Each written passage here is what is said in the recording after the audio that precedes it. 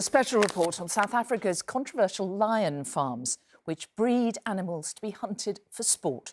Following international pressure, the country's government is now working on phasing out the farms, which have become a multi-million-pound industry.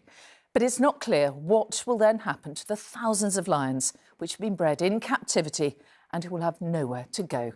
Our correspondent Geraint Vincent travelled to South Africa and heard from the farmers themselves about why they don't think they're doing anything wrong. Deep in the bushlands of Limpopo in northern South Africa, there is a set of wire enclosures. Behind the fences are superb examples of one of this land's most majestic creatures. But this isn't a zoo or a sanctuary. These lions are being farmed. In each pen there is one male and 2 or 3 females. Their cubs are destined to become the much sought-after prey in South Africa's trophy hunting industry.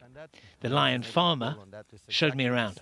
So the cubs that these lions produce, how much would I pay to hunt one of them? $25,000 to $30,000.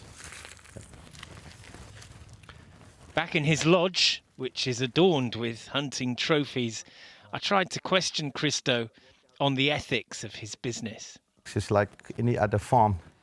If you're a domestic farmer and you're farming cattle, you are breeding the cattle to get the best beef on the table to be slaughtered, and the same with the hunting industry. There's no difference. But there is a difference, though, between breeding an animal for food, that we need to eat, stay alive, and for sport. Isn't there? There's an obvious difference there. But if it is not for the sportsmen which determine the value of that animal, why would me as a farmer take care of it? Why would I spend that kind of money?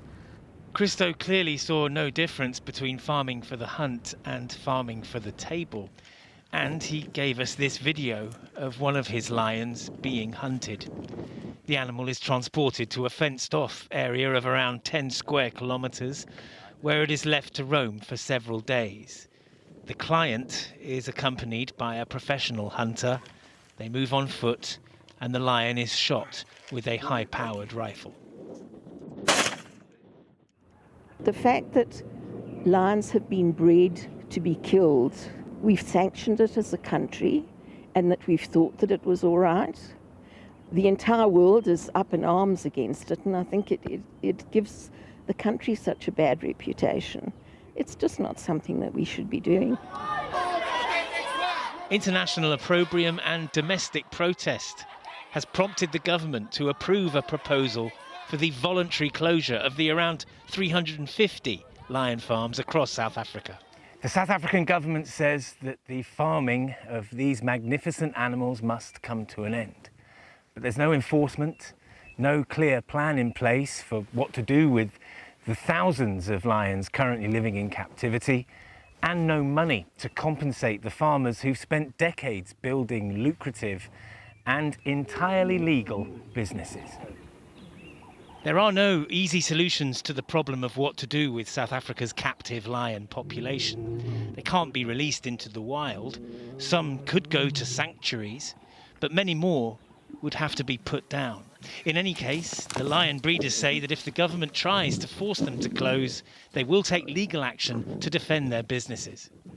I will definitely approach the court because they're infringing my rights.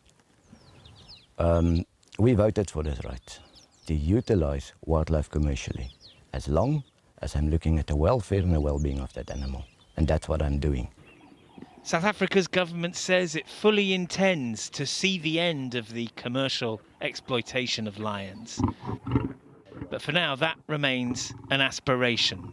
Lion farming and the hunting industry it supplies remains very much a going concern. Geraint Vincent, ITV News.